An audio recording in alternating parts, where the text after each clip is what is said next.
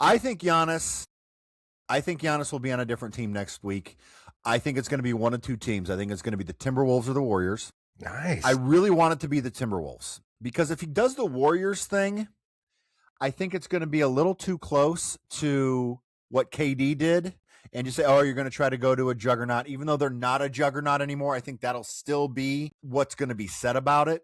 If he goes to the Timberwolves, they haven't won, and they haven't been relevant forever. Now, they've been in the conference championship the past couple of years, which is great.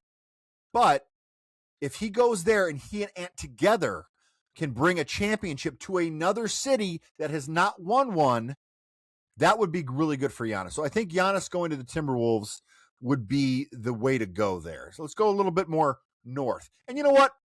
Let's give Minnesota a little happiness. Why not, Rod? Certainly. Minnesota could absolutely use a pick-me-up right about now. This is not the podcast for any further discussion on that, but everyone knows what I mean. Here's my only question, Jim, and certainly we are not GMs, and I don't want to get bogged down in the minutia here, but what's the framework of the Timberwolves Bucks deal? Like, what is Minnesota giving up that's getting them Giannis? Because they gave up quite a few of their draft picks when they got Rudy Gobert. There's going to have to be a third team involved for sure in that, whether it's the Nets. The Pacers need some centers. There's a little Nas Reed situation that maybe the Pacers could go look at. They could look at a Rudy Gobert. I would not like that as a Pacers fan.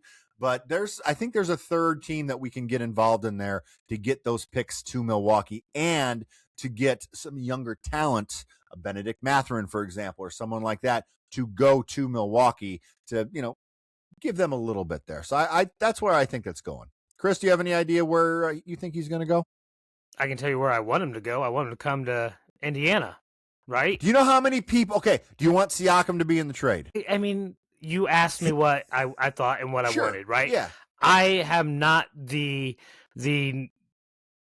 know the ins and outs of NBA contract and matching up salaries to make these things happen. I know it is a long shot, and we'd be giving up almost everybody who's healthy. And then some. No, like Chris, legitimately, it would be like 9 players because he makes so much money, and the Pacers they've done a really good job with their cap, but they have Halliburton and they have Siakam that are high money, but everyone else, I think Nembhard makes $11 million, which is the next one, something like that. I could be a little off, but it would have to be really like 6 or 7 guys plus 6 or 7 draft picks. You would sell out that arena Siakam every night. And Giannis. And then you and I and Rod, 5 of us. Let's go. Hey, I can spot up in the corner. You can spot up in the other corner. Chris King, ladies and gentlemen, you don't have to worry about him for an objective opinion. He will always just come to you as the fan.